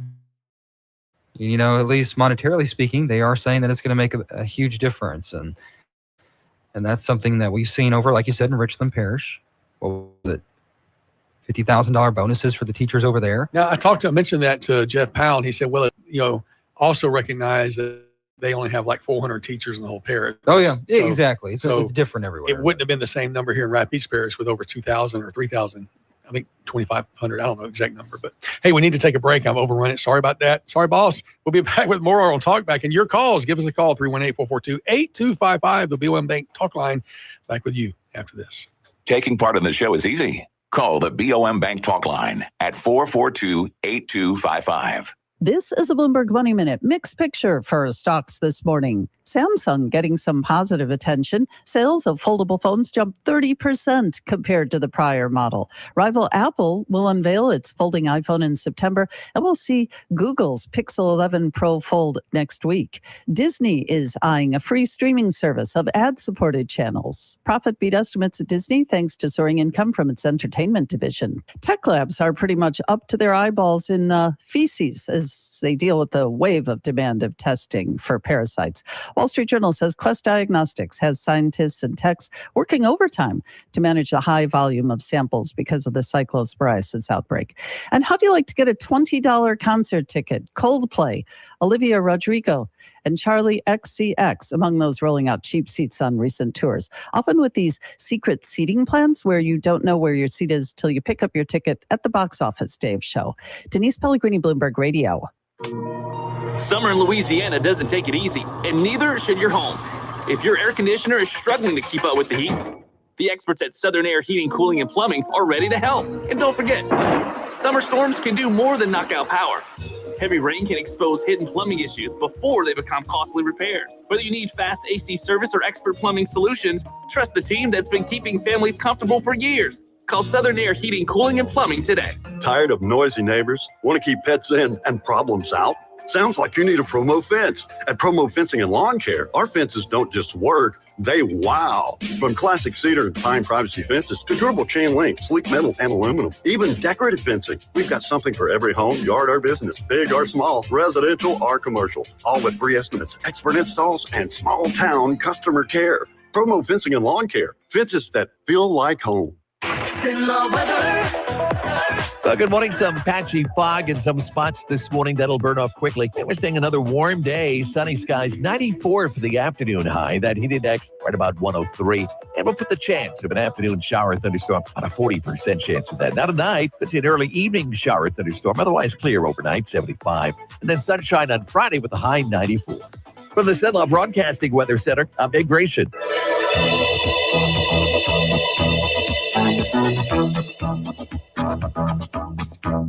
970 AM, 104.9 FM, KSYO. Now back to Talkback. Welcome back to Talkback. It's 8:35 in the morning on this lovely Thursday morning. Maybe a hint of rain later today. We'll have to see how that plays out. One of the apps I used said that there was a 75% chance of rain. And so we'll be monitoring that. You're, of course, all throughout the day here on any of the Cenla Broadcasting networks, you'll have the opportunity to get weather updates from our own Dave Gratian as he brings you updates throughout the day. I'm not sure where I got that from because I'm over at weather.com and now they're only saying 50% chance of rain. So I guess the 75% has diminished a bit. Not sure if the farmers really want it or not. I'm not into the cycles right there, but I do know that when the cloud cover comes in, the temperature goes down a little bit, and we only have a projected high of 89 degrees. Stephen, you got your winter jacket out yet? It's a little bit chilly out there, and you want to put on your sock hat and put on some gloves just to be sure. That's almost stunning to have temperature below 90. All those kids out there doing football practices and two-a-days and getting ready for the schools that kick off. Big day tomorrow. Rapides Parish schools will be open, and that means school zones will be enforced. Slow down, especially as I come from Pineville to Alexandria down Texas Avenue. The way I come from MacArthur, I pass right in front of Huddle. I try to pass before 7 o'clock, so I won't have to slow down to the school zone speed, but I will slow down if I'm there at 7 o'clock. You have to come through any school zones to come to work? No, I avoid them. So I take Lake Charles Highway straight to the circle, and I go past Cabrini, take Texas, and get over here. I wanted to ask Councilwoman Felter, because the circle, as you just said, is in her district. It's in District 4. And I wanted to ask her what she called it. Is it the South Traffic Circle or the Circle, as you so well, young we guys always, said? since I've been here, we always call it the Traffic Circle. But I think it's technically called the South Traffic Circle. So I just say it in my news reports to be technical. Okay. But maybe I'll stop saying it. Well, it just kind of shows your age. If you've been here for a while, that we used to have a North Traffic Circle. And so that's why there's the differentiation. It is interesting, though, how many times I will find myself saying something like, that's over by the old such and such, and realizing later that old such and such hadn't been there 20 years. But they were landmarks in our day, and so we still do that. I wonder if anybody else does that kind of thing. Does anybody out there refer to directions about the old such and such? And I always get criticisms whenever I say South Traffic Circle. There is no other. And I'm like, okay, you're right. But no, let's go back to elections. Oh, you want to stay there, huh? No, I got a question. I'm asking you or whoever's out there. Like, why does everyone lose their minds? Oh my goodness. This time of year, and this is just my personal opinion. I don't give my personal opinions on candidates, what they believe, what they say, because I can't.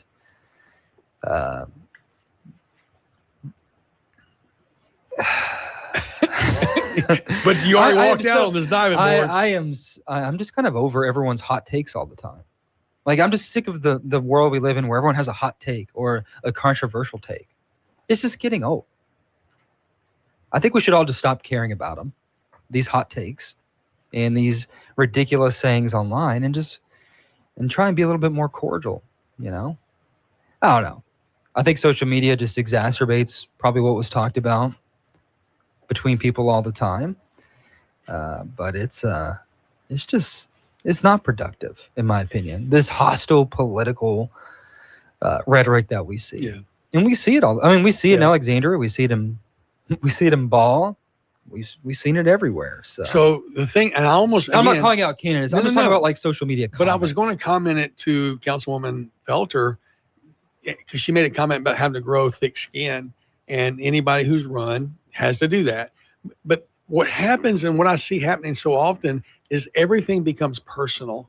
And this is one of the reasons I admire, this is going to sound crazy, but I admire the lawyer profession, because it seems like in their training, they must have some training on how to fight like heck in a courtroom, tear each other's eyeballs out and diminish each other's position, and then go have lunch together afterwards and laugh and joke, because it's not personal. And I wish politics could be that way. And that was one of the interesting things, like him or love him or hate him, but Congressman Cleo Fields said he's not running for re-election because Washington isn't like what he remembers 20 years ago, and he was there, where you could go out with people across the aisle afterwards and you could have conversations, you could create friendships. He said, and now if you're just seen with somebody, you're viewed as betraying, and that is so unhealthy. We see it, just the comment sections. Obviously, most of us have gotten to the point, we're just not going to watch the comment sections anymore. If we want to stay sane, don't read the KLB comment sections, Town Talk comment sections. It's just, my goodness. All right, phones. Stephen, you lit up the phone lines. Let's go to the line. Good morning. You on Talkback with Stephen and Nathan? Yeah, talking about Facebook. There's a business that I was interested in based on what I was seeing on Facebook. And I eventually contacted the people and was welcome to come visit their business. And I kept asking them about this person that was listed on their Facebook pages. And it turned out that the guy had, in quotes, stolen their Facebook videos and was somehow using them to his advantage to get likes for some sort of situation where he'd get money back for the likes that he got. Wait, so he was taking somebody else's videos, posting them in his own name just to get the clicks in order to get paid? Correct. Well, we see that happening a lot, unfortunately. And it just kind of struck me as being odd that somebody would pretend to be somebody else just to be able to get, in quotes, likes and make money at someone else's expense. And apparently, the people that were being duped had contacted Facebook numerous times and couldn't get any kind of resolution. No, and it does happen. It's one of the reasons the verified check does become important. Josh and Jace, if you're familiar with them, they travel America. They spent several months in Louisiana a couple of years ago, and people just fell in love with them. They're up in Wisconsin or Michigan or something right now, and people steal their content, create a Facebook page that looks like their names. Instead of Josh and Jason, maybe Jason Josh or something like that. And it's all about the clicks, because they get paid for that. And eventually somebody may report them and that'll be taken down. There's one that I follow. It's called Holmes Cooking. And the guy's just a simple guy who's, loved to cook simple recipes. And he had some little catchphrases. Well, sure enough, before long, people are posting his videos under their names. It's really, really common. And the only defense that they have is to create a verified account. I think you have to pay a little money to get verified. Then you have that blue check mark next to your name. But we, on the consumer side, need to check, there's a Captain Steve I like following. Well, there's several Captain Steve fake accounts that share his content. So unfortunately, scruples do not increase online. In fact, they seem to become even more unscrupulous. By the way, I do remember the North Traffic Circle. Yeah, me too. I'm glad I'm not the only one. I forget how old I am, right? Sometimes. Goodness gracious. Yeah. Well, you got a few years. Good. I'll catch you guys later. Sir. All right. All right, well, brother. Well, appreciate your call. Let's go to the next line. Good morning. You're on Talkback with Stephen and Nathan. Hey, good morning. Thank you for taking my call. I wanted to call and talk about the personalization or the anti-personalization of politics that y'all talked about. I was blessed to be able to play football when I was in school and other sports, but football was my favorite. And then when I was coaching, I was blessed to be able to coach for a while. And we would have disagreements on strategy and tactics but when we came out of the locker room and went onto the field, we were always behind. Well, first of all, what the head coach came up with, but because we had the same goal, we wanted our team to win. And so we may disagree, and there was times we'd go in at halftime and say, "You see it," but we would come back out of and we were 100% behind each other because we wanted our team to win. Now, I don't think there's people on the other side. There's a lot of people on the other side that I think do not want our team to win. They say it openly. And as someone about to leave the stage, that bothers me to have people say, we want to scrap the Electoral College. We want to scrap the Senate. And, we want to scrap these systems that have these institutions that have given us the greatest standard of living the world has ever known. And so I would have a hard time voting for someone who calls himself a conservative that could pal around with someone who was pushing, vehemently, because it's not like these are just gentlemanly discussions.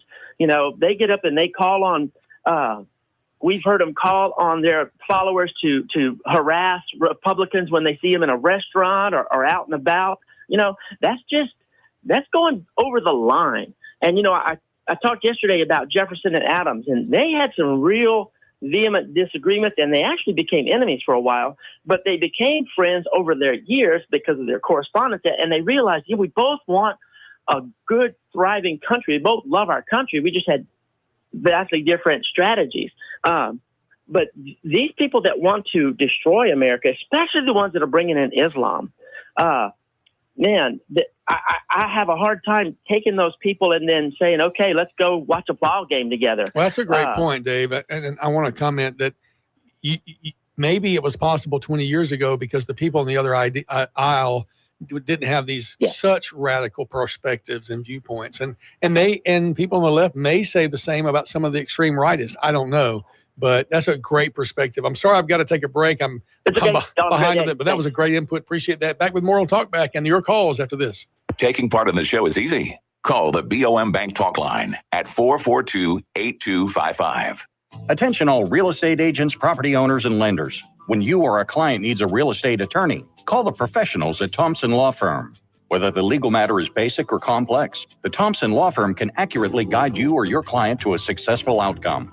That's why numerous industry professionals have trusted the Thompson Law Firm for years. They also handle estate planning, successions, and business law. Call them at 473-0052. I am a paid non-client attorney spokesperson. Is life insurance still on your list from earlier this year? Now is the perfect time to just get it done. A buddy told me that securing life insurance sooner rather than later can help you lock in lower rates for years to come. So I added this to my list this year and got it done. I called SelectQuote and was shocked at how easy and affordable life insurance is. I'm 40 and got a $500,000 policy for $18 a month. My wife's also 40, and her $5,000 policy was only $16 a month. Plus, with SelectQuote's same-day coverage, no medical exam was required, and we were covered by the time we hung up. Checking this off my list felt great, but the peace of mind knowing my family is protected feels even better. Call SelectQuote at 1-800-280-5858 for your free quote today. That's 1-800-280-5858. Or go to SelectQuote.com. That's 1-800-280-5858. Details on example rate at SelectQuote.com.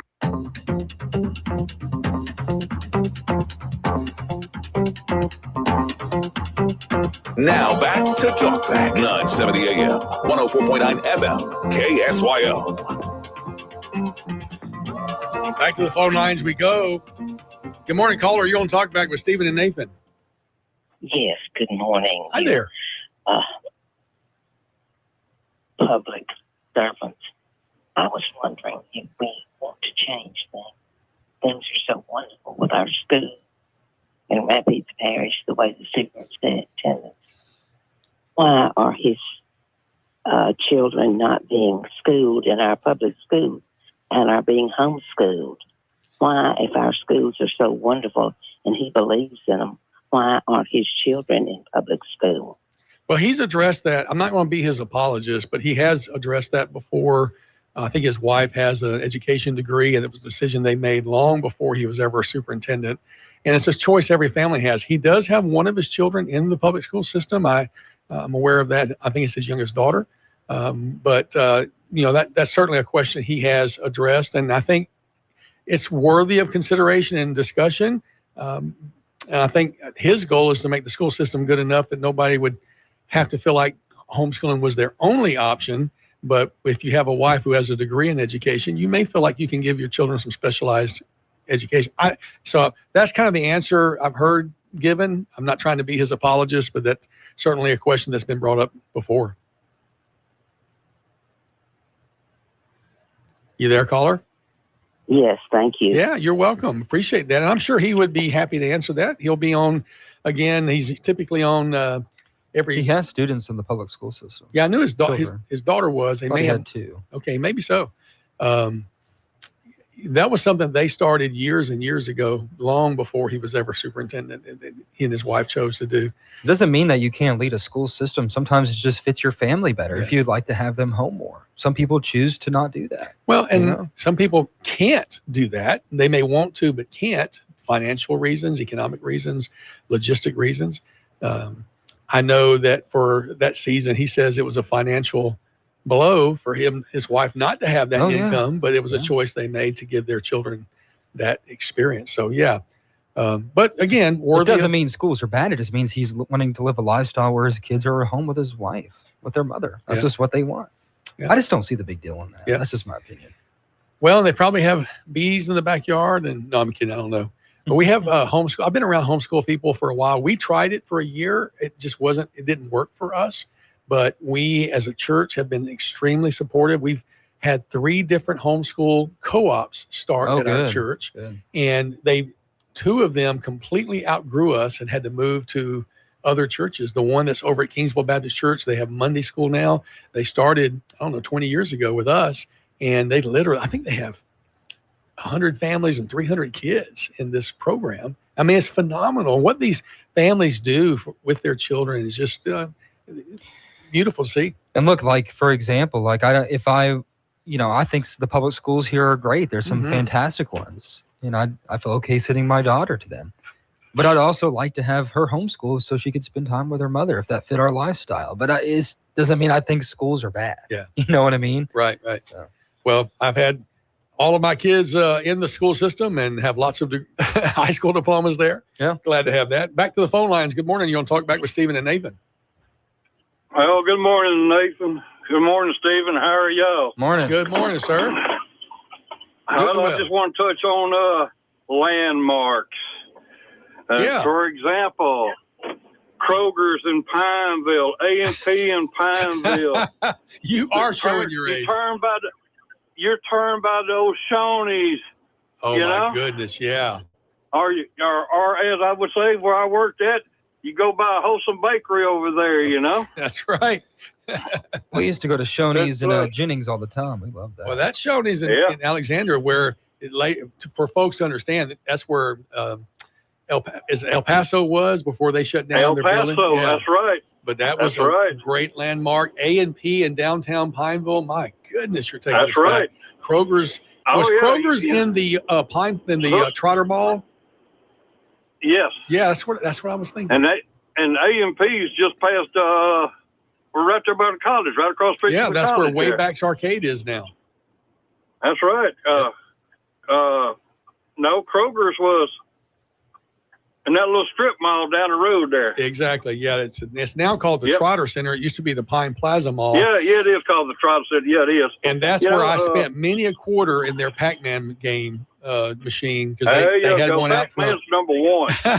Pac-Man's number one. Yes, it is. No doubt. But then you had, if you come out there to Kingsville, you had Mr. Ed's Drive-In, you know, or the old Drive-In. There was a Drive-In right there where the Lowe's and all that is. That's right. That's exactly right.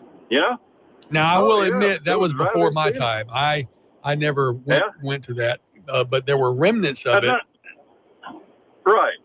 There again, where I live in Ball there, you had the skate rink, Paradise Skate Rink. Oh, my goodness, yes. Our church. You go to clubs. Our church went to that skating rink a lot back in the late 70s and early 80s. So, yeah. That's right. A lot of good memories there. You go down on 28, just get out of Pineville. You go down to Mellicars down there. That's right. It's still Mellicars to me. Yeah, that's exactly it. To us, these places will never change. Right. They will always be there. Those landmarks are significant. That's right. Yes, you had Uncle Dobie's Exxon station there in Ball, you know, or even Moro's mobile station, just stuff like Moro's, that. Camp Livingston. That's you right. turn to go to Camp Livingston. Well, where's Camp Livingston at? You know? Well, in the Circle K, it seemed like, I think the Circle K was a Billups at one time, if I recall. Oh, there you go. The Billups used to be right there by Belo Lake. Oh, there's another one there. That's exactly right. That's it. That's right. Oh, yeah. Man, we're going to be in trouble if we start going down memory lane too far back. We got to take another break. Thanks for your call. Sure appreciate you. You have a good day. All right, buddy. Talkback, Central Louisiana's longest-running talk show, is now everywhere you are. Talkback is now streaming live on X at Sedla Update, plus Facebook and YouTube at KSYL. This is the story of the one who keeps multiple buildings running smoothly day after day. Plumbing that flows, HVAC that hums, cleaning supplies that keep surfaces sparkling. That's why she counts on Grainger. With easy reordering online and 24/7 support, Grainger helps her keep the products she needs on hand. So shelves stay stocked and buildings stay ready. Call 1-800-GRAINGER, click Grainger.com, or just stop by. Grainger, for the ones who get it done.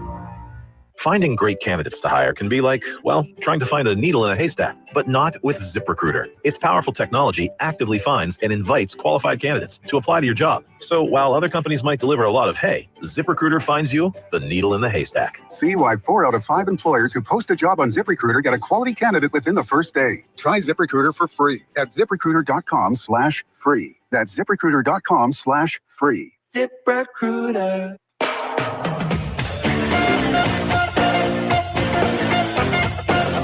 Talkback. To take part in the show, call 442-8255. That's 442-TALK.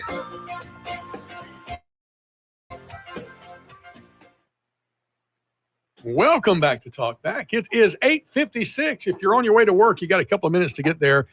Otherwise, blame it on the weather, the traffic, a dog in the road, a fallen tree limb. Find you an excuse. Just don't blame Stephen and me. Don't blame us. Because we told you what time it is, 8:56 on this Thursday morning. Man, good show today. It's always good to get to chat and know about things happening in the community. Super excited about qualifying continuing today. Does it start at 8:30 or 9?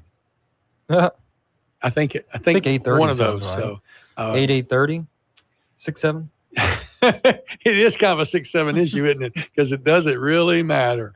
But qualifying will continue today, and there's a bunch of them in Rapides Parish. Of course, statewide, you've got the You got the U.S. Senator. You got all 6 congressional districts. You got 3 different associate justices in the Supreme Court. You got several Court of Appeal races, which we have some local candidates for. Greg Beard's running for that. Shannon Grimion for re-election. There's another one that I forget. Well, I like all the Maxwell judge signs. Yeah, I bet you do. And I'm like, yeah. Chris is such a nice I guy. ran into him yesterday, and I was like, I don't think we're cousins, so don't ask. But district judges, now, if I recall, I think the 9th JDC has staggered judgeships, but right now I'm seeing that A, B, C, D, E, F, and G are all running. So maybe I'm wrong on the staggered issue there. That's a lot of them. But Rapides Parish is, and let me do this real quick. I think it started at 8:30, and I wanted to check to see. Nobody has qualified yet in the last 58 minutes. So we'll be watching that page through the day. And folks, if you qualify and you want this word out, let Stephen Maxwell know. He wants to talk to the candidates. So reach out to him, Stephen Maxwell TV. Really, what's the best way to reach you, Stephen? Email at Stephen@SendLineBroadcasting.com. Yeah, Stephen at SendLineBroadcasting.com. Yeah. Do that. STEVEN. Don't do the biblical spelling. It won't get you where you want to go. Don't do how they spelled it out in the English Bible. Right. So Stephen at SendLineBroadcasting.com. If you're a candidate, reach out to him. We'd love to schedule some time with you. But that Stephen was a pretty good guy, too. He really was, yeah. Something else. Yeah. We got a phone call. Don't know that we have much time. We'll try. Good morning. You're on Talkback with Stephen and Nathan. You got about 30 seconds. Got a quick announcement. We're partnering with the Life Care Blood Center on Saturday at JCPenney's. They're short on blood. Wow. So the mobile blood unit will be at JCPenney on Saturday from 10 o'clock to 2 o'clock. All right. And man. if you have a special blood type O, you get a $25 gift card from Life Share. Man, we appreciate you letting know that. Thanks for promoting them. My wife and I are regular donors. Glad to hear that you guys are helping them out as well. That wraps up the show. Music's playing. Time for us to move on down the road. Stephen, thank you. You'll be back tomorrow with Al. Another great show. All right. See y'all later. Bye, everybody. You've been listening to Talkback. The opinions expressed were